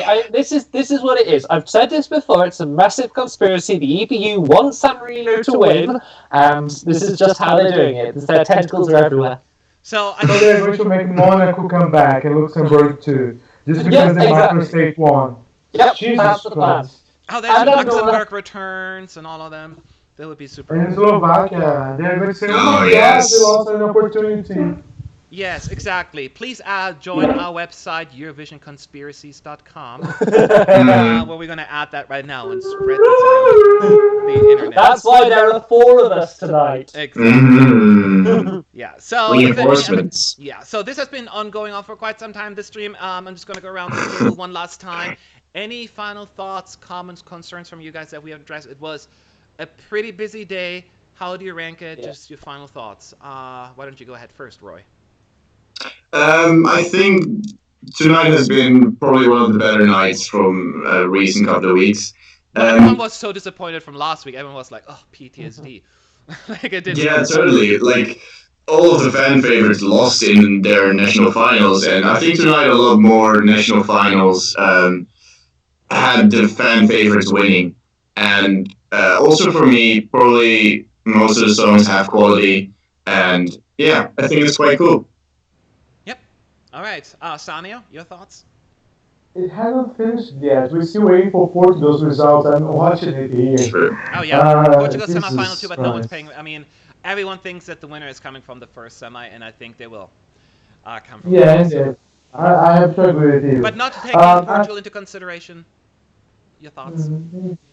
I think it was a decent day. I'm extremely happy for Lithuania. I did not really care about Ukraine because I knew it would be either Marub or something that I did not like, as my favorites were destroyed in the semifinals. I think it was a decent day. Denmark is sending a decent song too. It was okay, but I'm delighted by Lithuania. Yeah. How about you, Robert? Your thoughts? Yeah, I mean, we're slowly getting closer and closer. I mean, I've had a second place win, so you never know that golden achievement of me having a favourite in a national final. Maybe it will happen one day this year, but still waiting. Thanks, Lithuania, for trying. Yeah, I think it was a good night overall, in all honesty. Like, I got some good songs through, a few sad ones in Melodi Festival and pagans. But yeah, I think apart from that, all the other sent at least songs that I preferred. No one's, apart from Hungary, has sent a song that I, really am not a fan of. So yeah, decent night. Yes. So I'm also overall satisfied. My favorite in Lithuania won. My favorite in Denmark won. My favorite didn't win in Ukraine, but I'm fine with Maruf because at least, we needed a banger. That's what I've been saying. We need a banger, and we got one, so I'm very happy about that. And then, which one am I missing?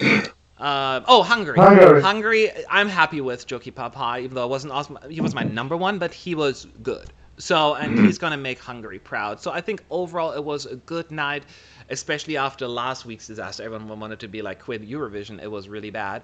Then my last question to everyone, I'll give you 2 seconds to think about it. It's hard to say. Have we heard the winner of Eurovision 2019 so far? Roy? Probably not, but I do still think that Albania could have a decent chance. Albania? For some reason. Hey, sometimes listen to your gut. It happens. I just kind of had that feeling like Jamala had also a very dramatic song, and I think with a bit of a revamp, this could really just grab your attention. Although now that a lot of slower songs are released, the chance is getting less and less. Okay. So I do think that we still have to hear the winner. Okay.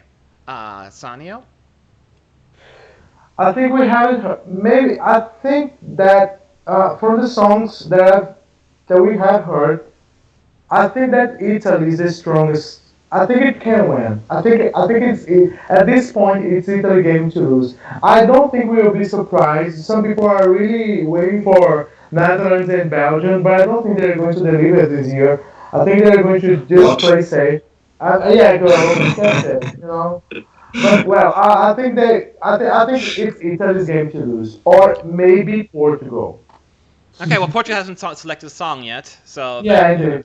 so that may not turn out the way people want it to. I'm still worried about that one, but I agree with what you're saying. I think it, and it's difficult because it's also currently my favorite. I think, but even objectively, I do think there's a reason why Italy is so popular right now because it has a little bit more of the it factor, even if you don't like it. Now the question is, will the how will that work at Eurovision? He's going to also make some changes. So I will still say no, not because I don't think it's deserving, but I just have a gut feeling that Italy is not going to win. But I think it's still we have to wait. The winner is yet to come. That is what I am predicting right now. And Robert, last one. Well, Sir Hats is releasing his song on the 7th of March, guys. So, as we've already agreed on ESC United ConspiracyTheories.com, no, in all seriousness, yeah, yeah. In all honesty, I haven't heard every single Portugal. I have been terrible. I haven't listened to any of the songs there yet, and there are a few other national finals where we've had semi-finals. I haven't heard everything. So, with that proviso, I do not think I have heard the winner of Eurovision 2019 yet. There are a lot of strong countries that have still got to announce their entries, and who knows, there could be somebody who just completely out of nowhere. Ireland we don't really have a clue what Ireland's doing this year. They could just suddenly throw something, which would be amazing. We just don't know. So there's a lot to wait and see, and so I'm going to err on the side of caution and say no. Okay. We have not. I think then we all are kind of on the same page on that one. All right, so now we all get to fall asleep because it was a long day. Well, I'm not because it's only not even 3 o'clock here in California. But everyone else, you may go to bed now. Thanks again. This was a fun show, and we're almost through the busy national final season. Next week we got a few other shows coming up, including Iceland. We have the second chance in Sweden, and some other shows that I can't even think of right now. Is Norway next week? Yeah. Yeah. So I think so. Is it the week after? No, it's next week, I think. So so we'll be busy anyway. Hope you all be back. Thank you everyone in the chat. This was fun. Thank you, Sanio. Thank you, Roy, and I guess thanks, Robert. No, I'm kidding. Still not sure why you invited Robert. No, so it was a pleasure. So have a good night, everyone. Thanks for joining. This was fun. Talk to y'all later. Bye, guys.